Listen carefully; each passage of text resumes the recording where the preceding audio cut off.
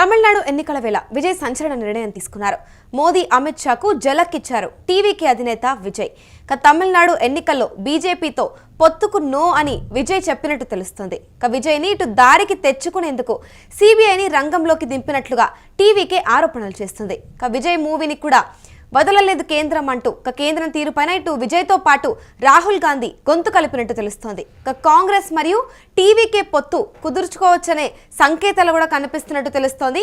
ఇదే నేపథ్యంలో ఇప్పుడు ఈ పొత్తు కుదిరే అవకాశాలు ఉన్నాయని కూడా ఒకవైపు నుంచి వినిపిస్తుంది. ఇదే అంశంపైన పూర్తి డీటెయిల్స్ మా ప్రతినిధి కిరణ్ అడిగి తెలుసుకుందాం. చెప్పండి కిరణ్, ఇటు చూస్తే ఇప్పుడు తమిళనాడులో ఎన్నికలు జరగనున్న వేళ అయితే ఇప్పుడు విజయ్ ఒక సంచలన నిర్ణయం తీసుకున్నట్టు తెలుస్తోంది. ఇదే నేపథ్యంలో నో చెప్పారు అంటూ కూడా తెలుస్తుంది. దీని గురించి మీరేమంటారు?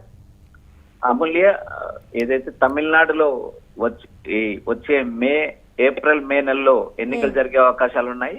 అయితే ఎన్నికల నోటిఫికేషన్ మార్చి చివరి వారంలో వచ్చే అవకాశాలు ఉన్నాయంటూ ఢిల్లీ వర్గాల నుంచి సమాచారం అందుతుంది. అయితే తమిళనాడుతో పాటు మిగిలిన 4 రాష్ట్రాల ఎన్నికలకు కూడా నోటిఫికేషన్ వచ్చే అవకాశం ఉంది. తమిళనాడు, పశ్చిమ బెంగాల్, పుదుచ్చేరి, అస్సోం, ఈ కేరళ, ఈ 5 రాష్ట్రాలకు ఏదైతే ఈ మేలో ఎన్నికలు జరిగే అవకాశాలు ఉన్నాయి. 5 సంవత్సరాల కాల పరిమితి పూర్తయిన తర్వాత ఎన్నికలు కొంతకాలం ముందే ఎన్నికలు జరిగే అవకాశాలు ఉంటాయి. కాబట్టి 1 నెల 2 నెలల ముందే ఎన్నికలు జరుగుతాయి. అయితే ఎన్నికల సంఘం కూడా త్వరలో నోటిఫికేషన్ ఇచ్చే అవకాశాలు ఉన్నాయి. అది ఫిబ్రవరి చివరి వారమా మార్చి చివరి వారంలో కానీ నోటిఫికేషన్ వస్తుందంటే ఇప్పటికే సమాచారం వినిపిస్తుంది. మరోపక్క తమిళనాడు రాజకీయాలు అత్యంత ఆసక్తికరంగా మారాయి. ఇటు సైద్ధాంతికంగా తనకు బీజేపీతో శత్రుత్వం ఉందంటూ ఏకంగా విజయ్ ప్రకటించడం జరిగింది. మరోపక్క అన్నాడీఎంకేతో కూడా తాను సైద్ధాంతికంగా వ్యతిరేకిస్తున్నానంటూ విజయ్ ఇప్పటికే ప్రకటించడం జరిగింది. ఏదైతే తన కరూర్ సంఘటనపై సిబిఐ వరుసగా విచారణకు పిలవడం కావచ్చు, మరోపక్క తన చివరి సినిమా జననాయకన్ సినిమాకు సంబంధించి రిలీజ్ కాకపోవడం, U/A ఏదైతే సెన్సార్ సర్టిఫికెట్ వివాదం ఉండడం, వరుసగా ఏదైతే ఈ నెల 9న విడుదల కావాల్సిన సినిమా దాదాపు 20వ తేదీ పైన రిలీజ్ అయ్యే అవకాశం ఉంది. 20వ తేదీలోపు దీనికి సంబంధించి సుప్రీంకోర్టు ఒక గైడ్ లైన్స్ ఇచ్చింది.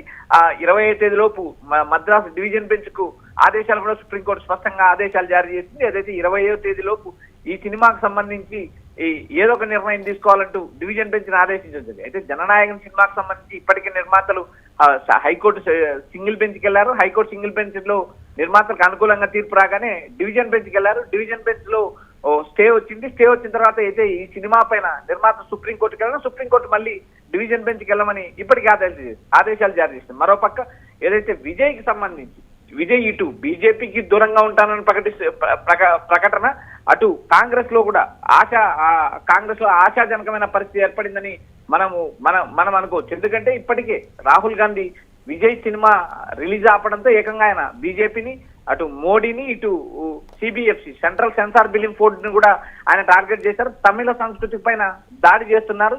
మోడీ మీ ఆటలు సాగు, తమిళులు ఆత్మగౌరవానికి ప్రతీక, వారి ఆత్మగౌరవం దెబ్బతింటే ఎంత దూరమైనా వెళ్తారంటూ రాహుల్ గాంధీ తమిళనాడు పర్యటనలో వ్యాఖ్యానించడం ఒక అందుకు ఇక్కడ చూసుకుంటే కనుక విజయ్ని దారికి తెచ్చేందుకు ఇటు సిబిఐని కూడా రంగంలోకి దింపినట్లు టీవీకి ఒక వైపు నుంచి ఆరోపిస్తుంది. దీంట్లో ఎంత మేరకు నిజం ఉందంటారు?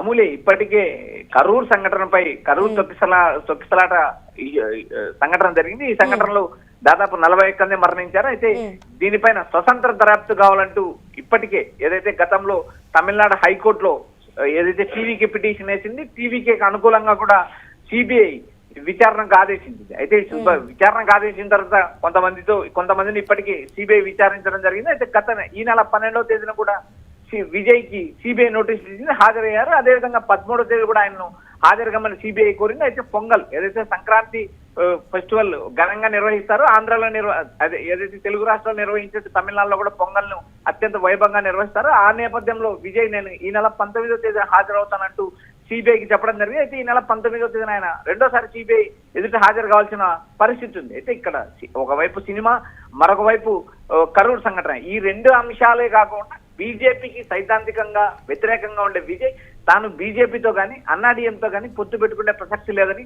తమిళనాడు రాజకీయాల్లో ఓ క్లారిటీ ఇచ్చారు. అదేవిధంగా ఎవరితో పొత్తు పెట్టుకుంటారనే అంశం తన పరిధిలో లేదంటూ టీవీకి సంబంధించిన ప్రధాన కార్యదర్శి కూడా ఒక ప్రకటనలో తెలిపారు. ఏదైతే పొత్తుల అంశం కేవలం విజయే మాట్లాడతారు, అధ్యక్షుడు టీవీకి అధ్యక్షుడు విజయ్ పరిధిలో ఉంటుంది. ఇప్పటి వరకు ఏ పార్టీతోనూ అటు కాంగ్రెస్ తో గాను ఇటు బీజేపీతో గాని పొత్తు పెట్టుకునే అంశాలు ఇప్పటికీ పరిశీలించలేదు. అయితే బీజేపీతో క్లారిటీగా పొత్తు పెట్టుకోమంటూ ఒక పక్క ప్రకటించారు, మరో పక్క ఏదైతే కాంగ్రెస్ తో పొత్తు ఆశలు చిగురించాయి. ఎందుకంటే నేరుగా విజయ్తో నేరుగా కాంగ్రెస్ పార్టీకి సంబంధించిన కొంతమంది నేతలు ఇప్పటికే సంప్రదించారు. అంటే ఇప్పుడు కేంద్రం తీరుపైన అయితే విజయ్తో ఇప్పుడు గొంతు కలుపుతున్నారు రాహుల్ గాంధీ. ఇప్పుడు ఈ పొత్తుకే ఇది ఇది దారి తీస్తుంది అంటారా? అమూల్య, రాజకీయాల్లో శాశ్వత శత్రువులు శాశ్వత మిత్రులు ఉన్నారు. ఎందుకంటే పొత్తులు అనేది ఎన్నికల ముందు ఉంటాయి. ఎన్నికల ముందు అధికారంలోకి రావడానికి జత కట్టడం సర్వసాధారణం. ఎందుకంటే తమిళనాడులో కూడా పొత్తుల రాజకీయం నడుస్తుంది. అటు ఎన్డీఏ కూటమి అంటే బీజేపీతో అన్నాడీఎంకే ఉంది, ఇటు ఇప్పటి వరకు ఈ ఎన్నికల వరకు ఇప్పటి వరకు కూడా స్టిల్ కాంగ్రెస్ తో డిఎంకే ఉంది. డిఎంకే కాంగ్రెస్ పొత్తులో ఉన్నాయి. అయితే ఇప్పుడు ప్రధానంగా సీట్ల సర్దుబాటు విషయంలో స్టాలిన్ ను దాదాపు కాంగ్రెస్ పార్టీ 40 సీట్లు అడగడమే కాకుండా అధికార భాగస్వామ్యం ఏదైతే స్టాలిన్ తిరిగి మళ్ళీ అధికారంలోకి వస్తే తమకు మంత్రి పదవులు ఇవ్వాలా, కాంగ్రెస్ పార్టీని ప్రభుత్వంలో భాగస్వామ్యం చేసుకోవాలంటూ ఓ కండిషన్ కాంగ్రెస్ పార్టీ అధిష్టానం పెట్టింది. అయితే వాటిని స్టాలిన్ చాలా తేలిగ్గా తీసుకున్నట్టు మనకు రాజకీయ వర్గాల్లో ప్రచారం జరుగుతుంది. ఎందుకంటే తమిళనాడులో ఇటు బీజేపీ కావచ్చు అటు కాంగ్రెస్ కావచ్చు అవి నామమాత్ర పార్టీలే. ఎందుకంటే అటు అన్నాడీఎంకే ఇచ్చే సీట్లు బీజేపీ తీసుకోవాల్సిన నేపథ్యం ఉంది, ఇటు డిఎంకే ఇచ్చిన సీట్లు కాంగ్రెస్ తీసుకోవాల్సిన నేపథ్యం ఉంది. ఎందుకంటే రెండు జాతీయ పార్టీలు కూడా తమిళనాడులో నామమాత్ర పార్టీలు కావడం, ఆ రెండు పార్టీలు ప్రాంతీయ పార్టీల మీద డిపెండ్ కావడంతో ఇప్పుడు ప్రధానంగా స్టాలిన్ ఏదైతే అధికారంలో ఉన్నా కూడా వచ్చే ఎన్నికల్లో తిరిగి అధికారంలోకి వచ్చా కూడా కాంగ్రెస్ పార్టీకి భాగస్వామ్యం ఇచ్చే పరిస్థితి లేదు. కేవలం సీట్లు మాత్రం ఇవ్వగలుగుతామంటూ ఆయన ఒక ఆఫర్ ఇచ్చారు. అయితే కాంగ్రెస్ పార్టీ 40 సీట్లు అడిగింది. అయితే ఇక్కడ ప్రధానంగా స్టాలిన్ 32 సీట్ల వరకు ఇవ్వగలుగుతామంటూ ఒక ప్రతిపాదన పంపారు. ఈ తర్జన నడుస్తూ ఉండగానే కాంగ్రెస్ పార్టీ నేరుగా ఏదైతే డిఎంకేని కాదనుకుని కొత్త మిత్రుడు విజయ్ వైపు మొగ్గు చూపుతుందంటూ ఇప్పుడు కూడా తమిళనాడు రాజకీయాల్లో చర్చ నడుస్తుంది. అయితే రాబోయే రోజుల్లో కాంగ్రెస్ పార్టీ ఈ కొత్త మిత్రుల కోసం ఏదైతే విజయ్ కోసం ప్రయత్నం చేస్తుందా, లేక స్టాలిన్ ఏదైతే డిఎంకే అధినేత స్టాలిన్ చిన్న సీట్లు తీసుకొని మళ్ళీ ఏదైతే ఏదైతే కూటమిలో భాగంగానే పోటీ చేస్తుందా అనేది మరికొద్ది రోజుల్లో తేలిపోయే అంశం. అయితే ఇప్పటికీ తమిళనాడు రాజకీయాలు ఇప్పటికీ పొత్తులతో నడుస్తున్నాయి. ఈ పొత్తుల వ్యవహారం రాబోయే రోజులు ఎలా మలుపు తిరుగుతుంది?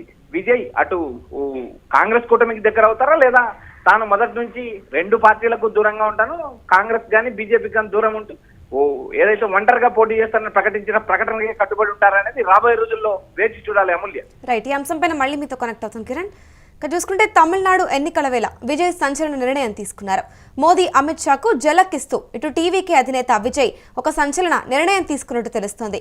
తమిళనాడు ఎన్నికల్లో బీజేపీతో పొత్తుకు నో చెప్పారు విజయ్ అని ఒకందుకు వినిపిస్తోంది. ఇక విజయ్ని దారికి తెచ్చేందుకే ఇటు సిబిఐని రంగంలోకి దింపినట్లుగా కూడా టీవీకి ఆరోపణలు చేస్తోంది. ఇక విజయ్ మూవీని కూడా వదలని కేంద్రం, ఇటు కేంద్రం తీరుపైన విజయ్తో గొంతు కలిపారు రాహుల్ గాంధీ. ఇక కాంగ్రెస్ మరియు టీవీకే పొత్తు కుదుర్చుకోవచ్చనే సంకేతాలు కూడా ఒకందుకు వినిపిస్తున్నాయి. ఇక తమిళనాడులో చూసుకుంటే ముందు నుంచి కూడా ఇటు పొత్తుల రాజకీయమే నడుస్తూ ఉంది. ఇక ఇటు చూసుకుంటే ఈ పొత్తుకి ఇటు బీజేపీ పొత్తుకి విజయ్ నో చెప్పినట్టు తెలుస్తోంది. ఇక ప్రస్తుతం ఇదే అంశం పైన ఇటు ఈ కేంద్రం తీరుపైన స్పందిస్తూ విజయ్ ఏదైతే మాట్లాడారో దానికి ఇప్పుడు రాహుల్ గాంధీ కూడా వంతుగా కలిపి ఇటు సపోర్ట్ చేస్తున్నట్టు తెలుస్తోంది.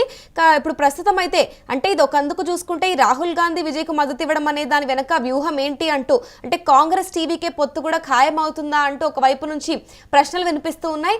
ప్రస్తుతం విజయ్ ముందు నుంచి చెప్పుకుంటూ వస్తున్నట్టుగా ఏ పార్టీకి కూడా నేను మద్దతు ఇవ్వను అంటూ అంటే ఒంటరిగానే పోటీ చేస్తాను అంటూ ఒకవైపు నుంచి అప్పట్లో చెప్పడం అయితే జరిగింది. మరి ఇప్పుడు ఇటు కాంగ్రెస్ కూటమికి మద్దతు ఇస్తారా లేక ఇటు ఒంటరిగానే విజయ్ పోటీ చేస్తారా అంటూ కూడా ఒకవైపు నుంచి ప్రశ్నలు అయితే వస్తూ ఉన్నాయి. ఇక ఇది చూసుకుంటే కరూర్ ర్యాలీ సంఘటనలో ఎవరైతే 41 మంది చనిపోయారో ఆ అంశానికి సంబంధించి అయితే 19th రోజున ఇటు సిబిఐ హాజరు కావాలి అంటూ కూడా విజయ్కి సమాచారం ఇచ్చినట్టు తెలుస్తోంది. ఇక ఇంకొక విషయం నుంచి చూసుకుంటే ఇక్కడ సినిమా పరంగా చూసుకుంటే జననాయకన్ సినిమా అయితే ఉందో విజయ్ది అదైతే ప్రస్తుతం ఇప్పుడు చిక్కుల్లో ఉందనే చెప్పాలి. ఇక దీనిపైన కూడా ఏదో ఒక క్లారిటీ ఈ నెల 20 లోపల వచ్చే ఛాన్స్ ఉన్నట్టు తెలుస్తోంది. ఈ అంశం పైన వీళ్ళు సుప్రీం కోర్టుని రీచ్ అవ్వడం కూడా జరిగింది.